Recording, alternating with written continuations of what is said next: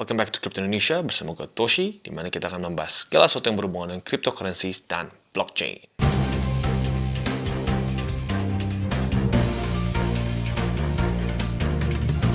Jadi pada hari ini kita akan membahas mengenai FTM atau Phantom.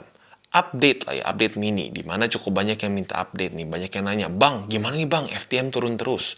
Dan seterus-terusnya ya. Jadi hari ini kita akan bahas lebih dalam mengenai technical analisisnya. Dan buat kalian yang belum menonton video FTM gua mengenai fundamental dari FTM, bisa klik di sini. Di mana di situ gua ada dua video ya. Yang pertama itu yang originalnya, dan yang kedua yang update dari si fundamental dari Phantom itu sendiri ya. Jadi kita langsung masuk ke videonya. Oke, hari ini kita akan update mengenai Phantom atau FTM. Jadi sepertinya kalau kita lihat nih ya, cukup banyak para holder-holder Phantom ini yang sedikit mulai panik gitu ya. Karena sekarang Phantom sudah trade di bawah dari $2. Kemarin tuh sempat $3. Wah, gimana nih Bang? Ya. Nah, kalau gue pribadi, ya gue sih tenang-tenang aja. Apa? Karena gue yakin dengan fundamentalnya Phantom. Justru inilah tujuannya kita invest di project-project yang fundamentalnya kuat. Gitu ya. Jadi saat dia ngedump ya tenang. Lu malah berpikirnya ini diskon. Kalau lu beli koin yang nggak jelas, lu nggak tahu projectnya apa, ya projectnya cuma burn-burn doang gitu ya. Ya itu lu boleh deg-degan gitu karena ya lu nggak tahu bisa seperti apa. Tapi kalau gue pribadi ya, Phantom ini gue merasa ini salah satu project dengan fundamental yang bagus tapi masih undervalued gitu ya. Nah buat kalian yang nggak tahu, Phantom ini adalah sekarang cryptocurrency dengan ranking ke-40 di coin market cap. Ya. Dengan sekarang market cap sebesar 4,6 miliar US dollars. Dan volume terakhir itu 965 juta US dollars dalam 24 jam terakhir. Ya. Nah jadi FTM ini sebenarnya buat kalian yang nggak tahu, secara fundamental ini sangat unik. Dan yang paling unik juga apa, dia tuh secara DeFi ini sangat advance. Gitu ya. Dan secara overall project menurut gua, dia itu secara fundamentalnya gitu ya, market cap dia itu masih undervalued. Karena menurut gua secara fundamental, Phantom ini mendekati dengan AVAX yang ada di sekarang sekitar 21 miliar US dollars. Berarti kalian tahu masih bisa berapa X kemungkinannya kalau mendekati ke si Avalanche gitu. Jadi gue masih tetap stick dengan bukan prediksi ya, analisa gue lah. Menurut gue Phantom akan mendekati si market cap-nya ke si AVAX. Berarti kalau sampai mendekati ke AVAX itu masih ada sekitar 2 sampai 3x ya. Bisa dari $5 sampai tinggi-tingginya mungkin bisa $8 di siklus ini. Jadi itu gue nggak berubah ya. Oke, dan sekarang kita akan masuk ke technical analysis dari Phantom. Nah, bagi kalian yang belum menonton video Phantom gua, bisa klik nanti di cards di atas, di mana gua ini membahas spesifik mengenai fundamental dari Phantom. Dan lu harus lihat menurut gua. Karena menurut gua Phantom ini secara fundamental it's really amazing. Apalagi karena ada Andre Cronje ya. Di mana Andre Cronje ini adalah bisa bilang apa ya, dia ini DeFi genius ya. Dan kalau lu ngerti lah gitu mengenai DeFi sedikit gitu, dan lu lihat project yang apa dilakukan oleh Phantom, menurut gua harusnya lu tambah yakin dengan Phantom ya. Jadi buat kalian yang belum nonton bisa klik di sana ya. Jadi sekarang lebih fokusnya ke teknikalnya ya. Dimana kalau kita lihat seperti yang gue bahas di DCWT berapa hari lalu ya, 2 hari lalu gitu ya, itu gue sudah membahas bahwa Phantom ini masih secara momentum masih turun ya. Dan kalau sampai dia tembus dari sini, siap-siap ada kemungkinan kenyataan yang menyakitkan gitu ya. Dimana bisa saja Phantom ini mencapai ke MA20 di weekly, yaitu di $1 lebih 32 sen gitu ya. Nah mungkin yang berpikir, aduh bro, kok jauh banget bro, gimana bro, gue beli di sini kemarin di atas gitu ya. Bahkan ada yang komplain, wah bro, gue beli di sini, wah jadi sekarang gue rugi. Technically speaking, lu harusnya nggak rugi. Kenapa? Kalau lu TP, kan? Di sini nih, gue waktu itu ngomong sekitar beli di EMA 20-an, waktu di sekitar $2 lebih 60 senan. Ya, anggap di sini lah ya. Bahkan di 50 gue udah sempat ngomong sebenarnya. Tapi udahlah, kita di $2.60-an. Kalau ke sini, lu sudah profit 20%. Tuh, kalau lu mainnya short term, apalagi lu main future trading, lu udah TP harusnya kan. Ya, jadi don't complain about that ya. Ya kalau lu terus hold, kalau untuk short term gitu, dan lu terus hold setelah udah untung 20%, ya you're just being greedy gitu ya. Tapi baik lagi, kalau buat gua tuh nggak TP waktu di sini. Kenapa? Karena gua for long term dan gua averaging gitu ya. Gua bukan main all in.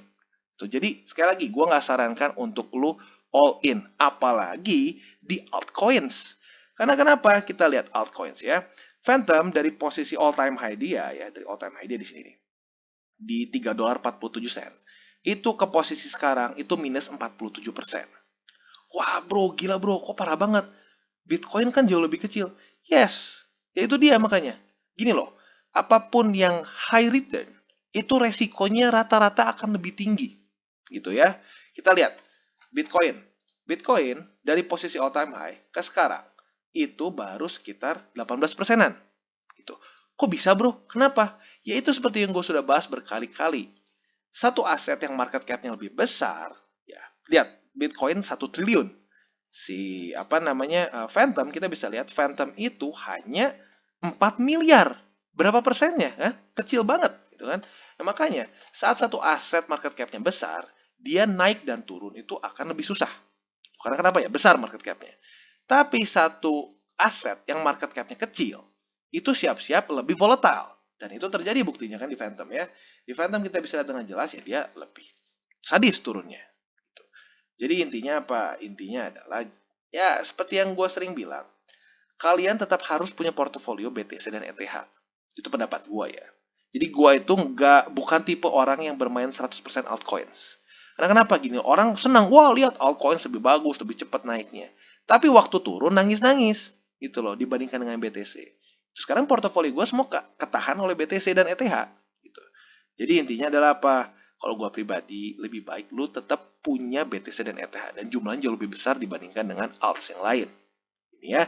Nah buat kalian yang belum tahu, bisa dibilang setengah dari portofolio gue itu adalah BTC. Walaupun sekarang udah sedikit kurang lah. Mungkin sekitar 40%-an atau 30 something lah. Nyaris 40%. Dan ETH yang nomor 2 atau Ethereum. Lalu selanjutnya baru altcoins yang lain. Gitu. Jadi bisa dibilang a big chunk of my portfolio is BTC and ETH. Gitu. Jadi saat dia ngedump parah, nggak akan separah altcoins yang lain. Dan ya bisa dibilang portofolio gue tenang-tenang aja sih, nggak terlalu parah. Gitu.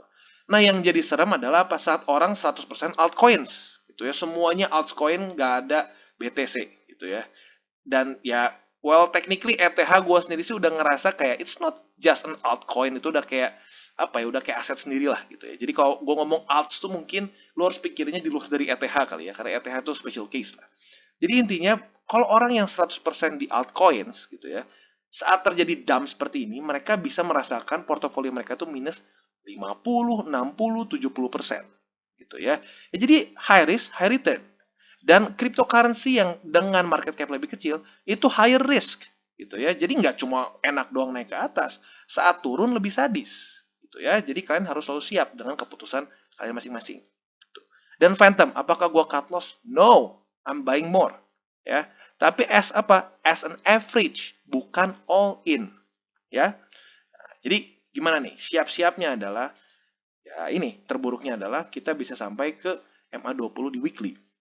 Dan kebetulan ini juga ada confluence dengan di sini, yaitu adalah support Fibonacci. Nah, tapi kita bisa lihat bahwa ini adalah moving average. Jadi dia bergerak sesuai dengan waktu. Sekarang kalau kita lihat overall, berapa candle ke belakang ini naik. Ya, berarti kita bisa lihat ini moving average akan cenderung naik. Jadi mungkin saja dalam beberapa hari ke depan, beberapa minggu ke depan, ini pelan-pelan naik ke atas. Dan secara di Phantomnya sendiri, si price movementnya mungkin bisa saja konsolidasi di daerah sini. Terus konsolidasi. Karena masih ada kemungkinan Phantom kembali lagi masuk ke daerah Fibonacci support ini ya. Itu di antara 61,8% dengan 50%. Dia mungkin saja konsolidasi di sini. Dan saat MA-nya pelan-pelan naik, mungkin saja akan kejemput. Gitu ya. Jadi, ya nggak pasti bakal ke sini, nggak akan pasti ke harga $1.32. Gitu. Ada aja kemungkinan pelan-pelan dia naik. Gitu. Nah, lalu selanjutnya, kalau kita optimis, kita ya balik lagi kan, ada yang realis, ada yang optimis, ada yang pesimis. Kalau kita optimis, in theory mungkin saja dia kembali lagi masuk ke daerah sini dan ya nembus lagi ke atas. Gitu ya, walaupun ya kalau kita lihat di sini lack of support ya, tapi nggak ada yang tidak mungkin, ya tidak ada yang tidak mungkin. Apalagi kalau Bitcoin mulai menemukan support yang cukup kuat dan dia kembali lagi naik ke atas, ya ada saja kemungkinan altcoins bisa ketarik gitu. Tapi intinya adalah tujuan dari technical analysis kita itu adalah untuk mempersiapkan mental kita terhadap potensi terbaik maupun resiko terburuk. Gitu. Nah, kalau sekarang terburuknya adalah bisa sampai ke MA20 di weekly, yaitu $1.32. Kalau kalian sudah bersiap-siap dengan resiko terburuk itu, ya akan jauh lebih tenang. Gitu ya. Dan gue ingetin juga, Phantom itu sebenarnya gue sudah bahas dari kapan? Dari di sini guys. Dari sekitar $1.20. Gue pribadi sudah mulai masuk itu dari lebih awal lagi. Sekitar di bawah $1. Jadi ya baik lagi guys, kadang-kadang gini loh, orang tuh cenderung beli aset yang sedang nge-pump. Begitu. Walaupun gue sudah bahas dari zaman di sini, tapi mungkin banyak yang masuk tuh di sini. Gitu ya. Di sini masih mending lah. Mungkin ada yang masuk di sini. Bahkan ada yang kemarin nyangkut di $3. Gitu loh. Nah, gue gak ngerti kenapa bisa beli $3 juga ya. Karena kalau kita lihat secara TA-nya nggak ada kesempatan buat beli di $3 ya. Ya artinya apa? Mungkin FOMO ya, nggak ngerti juga. Karena kalau beli di $3 itu semua beli di resisten ya. Jadi yang penting adalah satu, kita perdalami lagi teknik analisis kita. Gitu. Dan bisa dibilang posisi ngedump seperti ini itu malah bisa menjadi satu pembelajaran buat kita untuk bisa lebih bagus lagi secara teknik analisis, secara research kita fundamental dan lain-lain.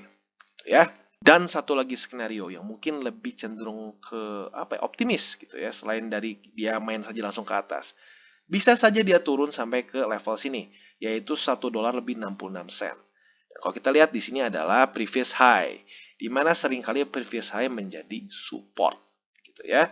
Jadi mungkin saja bisa di sini. Dan technically speaking bisa saja kalian averaging di daerah sini.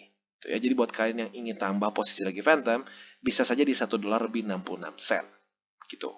Dan sekalian mumpung kita lagi bahas previous high dia yang ini, gue mengingatkan juga, waktu di sini di mana dia all time high dia nih beberapa bulan lalu lah, di 9 September lalu ini, dia itu terkoreksi sebesar berapa nih?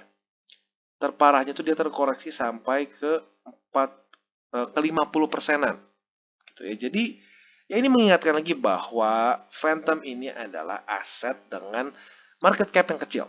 Ya nggak kecil banget sih, tapi medium lah, 4 miliar. Dibandingkan dengan Bitcoin yang 1 triliun ya tentu jadi kecil kelihatannya.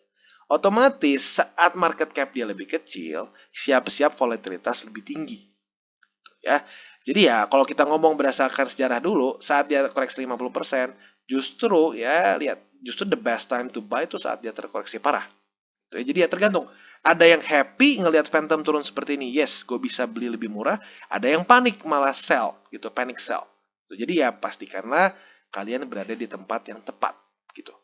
Oke, jadi kesimpulannya guys, jangan terlalu panik, tapi harus siap dengan resiko yang paling dalamnya, gitu ya, yaitu di $1.32, yaitu di MA20 di weekly. Tetapi balik lagi masih ada kesempatan di $1 sekitar 66 sen, yaitu adalah di daerah previous high dia, yang biasanya previous high ini bisa menjadi support, gitu. Ya jadi balik lagi, ingat lagi di tanggal 9 September lalu, di mana all time high dia itu sampai ke bawahnya, swing ke bawahnya itu sampai 51%. Jadi memang selalu siap-siap gitu. Di altcoins, apalagi altcoins dengan market cap yang lebih kecil, akan lebih volatile gitu ya. Jadi ya balik lagi seperti yang gue bilang, kalau gue pribadi, paling besar tetap BTC dan ETH, lalu sisanya baru altcoins. Jadi janganlah biasakan ada satu culture all in gitu. Di Indonesia sering kali ada culture seperti itu. Go all in di sini, go all in di situ. Lebih baik daripada all in, lu average harga lu. Gitu ya. Jadi itu lebih less stressful dan juga ujung-ujungnya menurut gua at the end of the day lebih profitable. Gitu ya.